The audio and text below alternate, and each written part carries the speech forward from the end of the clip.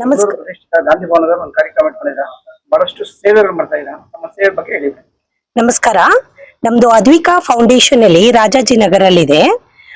ಅಲ್ಲಿ ನಾವು ಹೆಣ್ಮಕ್ಳನ್ನ ಬೆಳೆಸ್ತೇವೆ. 5 ವರ್ಷದ 6 ವರ್ಷದಿಂದ 12 ವರ್ಷವರೆಗೆ ಮಕ್ಕಳನ್ನ ತಗೊಂಡು ಸಿಂಗಲ್ ಪೇರೆಂಟ್ ಇರಬೇಕು. ಸೊ ಅಂತ ಮಕ್ಕಳನ್ನ ತಗೊಂಡ್ಬಿಟ್ಟು ಅವ್ರಿಗೆ ಎಜುಕೇಶನ್ ಕೊಡ್ತೇವೆ. ಎಜುಕೇಶನ್ ಅಲ್ಲಿ ಇರೋದು ಎಲ್ಲ ಫುಲ್ ಫೆಸಿಲಿಟೀಸ್ ಅವ್ರಿಗೆ ಕಂಪ್ಲೀಟ್ ಆಗಿ ಕೊಟ್ಬಿಟ್ಟು, ಮತ್ತೆ ಕೆಲವು ಫೆಸಿಲಿಟೀಸ್ ಹೇಗೆ ಅಂದ್ರೆ ನಾವು 1 to 1 ಅವರನ್ನ ಪ್ರತಿಯೊಂದು ನೋಡ್ಕೊಳ್ತೇವೆ, ಸ್ಕೂಲಿಗೆ ಕಳಿಸ್ತೇವೆ, ಟ್ಯೂಷನ್ ಕಳಿಸ್ತೇವೆ, ಎಜುಕೇಶನ್ ಕೊಡ್ತೇವೆ. ಮನೆಯಲ್ಲಿ ಹೌಸ್ ಮದರ್ಸ್ ಇದ್ದಾರೆ, ಕುಕ್ಕಿಂಗಿಗೆ ಕುಕ್ ಇದ್ದಾರೆ. ಸೊ ಕಂಪ್ಲೀಟ್ ಆಗಿ ನೋಡ್ಬಿಟ್ಟು ಜವಾಬ್ದಾರಿ ತಗೊಂಡು ಸೇಫ್ಟಿ ಪ್ರಿಕಾಷನ್ಸ್ ತಗೊಂಡು ಅವ್ರನ್ನ ಚೆನ್ನಾಗಿ ನೋಡ್ಕೊಂಡ್ಬಿಟ್ಟು ಎವ್ರಿ ವೀಕ್ ಅವರ ಪೇರೆಂಟ್ಸಿಗೆ ನಾವು ಫೋನ್ ಮಾಡ್ಲಿಕ್ಕೂ ಇದು ಮಾಡ್ತೇವೆ. ಸೊ ಎವ್ರಿ ವೀಕ್ ಅವ್ರು ಫೋನ್ ಮಾಡ್ಬೋದು. ಅಂದ್ರೆ ನಾವು ಯಾವುದೇ ಕಾರಣದಲ್ಲಿ ಮಕ್ಕಳು ಪೇರೆಂಟ್ಸ್ ಅನ್ನ ದೂರ ಮಾಡೋದಿಲ್ಲ. ಸೊ ಪ್ರತಿ ವಾರ ಅವರು ಫೋನ್ ಮಾಡಿ ಒಂದಕ್ಕೊಂದು ಮಾತಾಡ್ಬಿಟ್ಟು ಅವರ ಅನಿಸಿಕೆಯನ್ನ ನಮ್ಮ ಅದ್ವಿಕಾ ಬಗ್ಗೆ ಅವರು ಅಂದು ಭಾರಿ ಖುಷಿಯಲ್ಲಿದ್ದಾರೆ ನಮ್ಮೊಟ್ಟಿಗೆ. ಸೊ ರಜೆಯಲ್ಲಿ ನಾವು ಅವರಿಗೆ ಮನೆಗೆ ಕಳಿಸ್ತೇವೆ ಏಪ್ರಿಲ್ ಮೇ ಹಾಲಿಡೇಸ್ ಅಲ್ಲಿ. ಮತ್ತೆ ಬರುವಾಗ ಖುಷಿ ಖುಷಿಯಾಗಿ ನಮ್ಮ ಅದ್ವಿಕಕ್ಕೆ ಬರ್ತಾರೆ. ನಮ್ಗದು ಭಾರಿ ಸಂತೋಷ ಕೊಡುತ್ತೆ ಅಲ್ಲಿ ವರ್ಕ್ ಮಾಡ್ಲಿಕ್ಕೆ.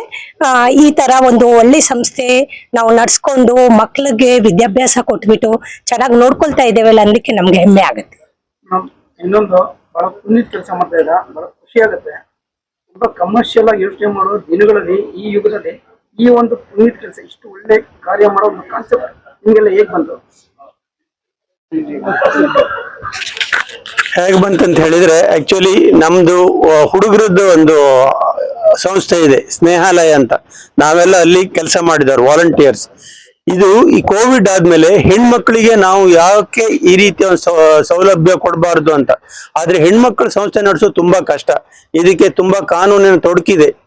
ನಾವು ಇದೆಲ್ಲ ಸಂಸ್ಥೆ ನಡೆಸ್ತಿದ್ರು, ನಾವು ಗಂಡಸರು ಅಲ್ಲಿ ಎಲ್ಲ ಯಾವಾಗ್ಲೂ ಅಲ್ಲಿ ಹೋಗಿ ಎಲ್ಲ ಇದ್ ಮಾಡುವಾಗಿಲ್ಲ. ಇದೆಲ್ಲ ನಮ್ಮ ಹೆಂಗಸರಿಂದ, ಹೆಣ್ಣು ಮಕ್ಕಳಿಂದ ನಡೀತಿರೋದು. ನಮ್ಮ ಸಪೋರ್ಟ್ ಸಿಸ್ಟಮ್ ಅಂತ ಹೇಳಿದ್ರೆ ನಮ್ಮ ಹೆಣ್ಮಕ್ಳು, ಲೇಡಿ ಮೆಂಬರ್ಸ್.